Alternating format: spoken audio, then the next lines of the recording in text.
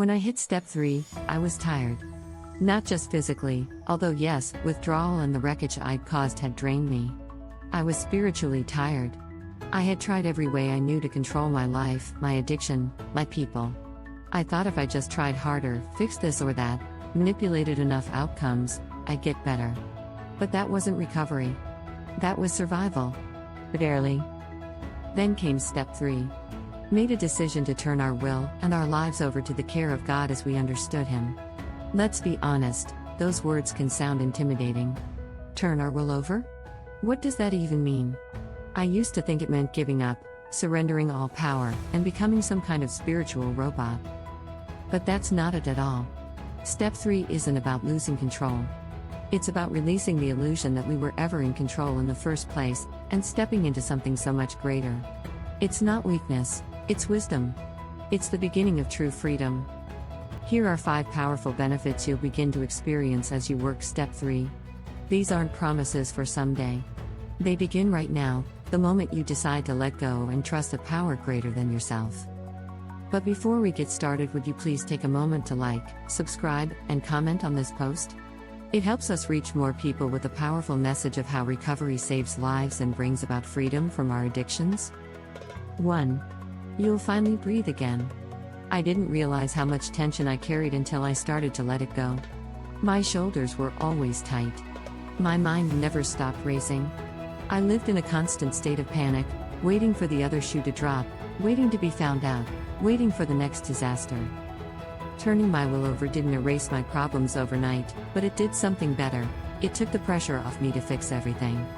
That was never my job to begin with.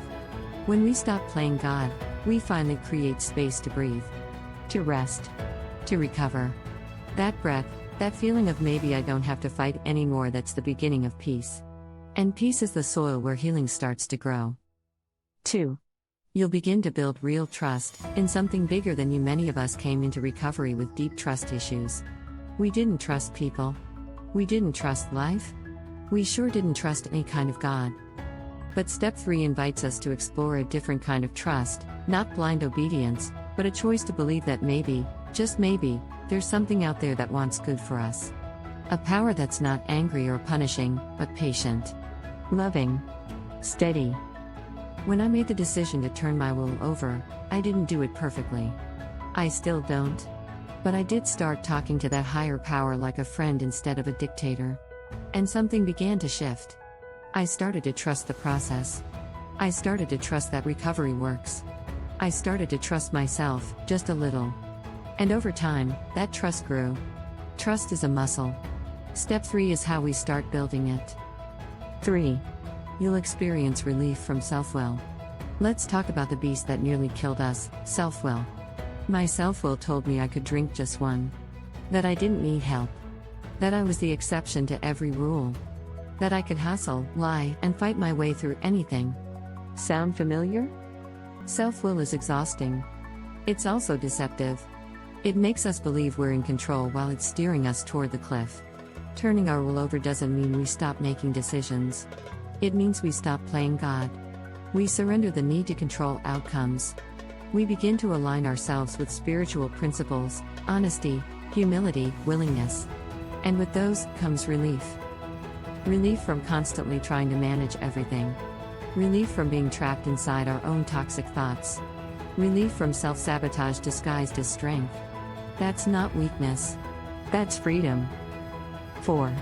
You'll gain a sense of purpose. Step 3 isn't just about letting go, it's about leaning in. To what? To the idea that our lives actually mean something.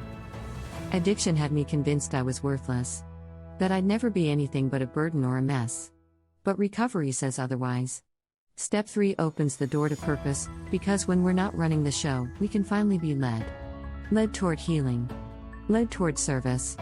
Led toward becoming the person we were always meant to be before addiction took hold. That sense of direction doesn't come from the outside. It rises from within, once we stop blocking it with our fear and control. I started seeing that maybe, just maybe, my pain could help someone else. That my mess could become my message. And from that moment, my life began to take shape. 5. You'll step into real freedom. This is the one nobody talks about enough. We come into recovery desperate to stop using, but we stay because we find freedom. And step 3 is where that freedom begins. Freedom from trying to control everything. Freedom from shame. Freedom from the belief that we have to do life alone. Freedom from the addiction to outcomes. It's wild, because I used to think surrender meant chains. But it turned out to be the key. When I turned my will and my life over, even a little, I didn't become weaker. I became free. I didn't stop being me. I became the real me. The one who doesn't have to pretend. The one who can walk through life honest, open, and unafraid. You're not giving up, you're rising up. Step 3 is not the end. It's the turning point. The moment you stop fighting recovery and start letting it carry you. The moment you stop trying to earn love and start accepting it. The moment you start becoming who you were always meant to be. It's scary, yes. But it's also sacred. So if you're at step 3, or even just thinking about it, know this: you are on holy ground. You're making a decision that will ripple through every part of your life, bringing clarity, peace, and healing where there was once only chaos. You are not alone. Keep going.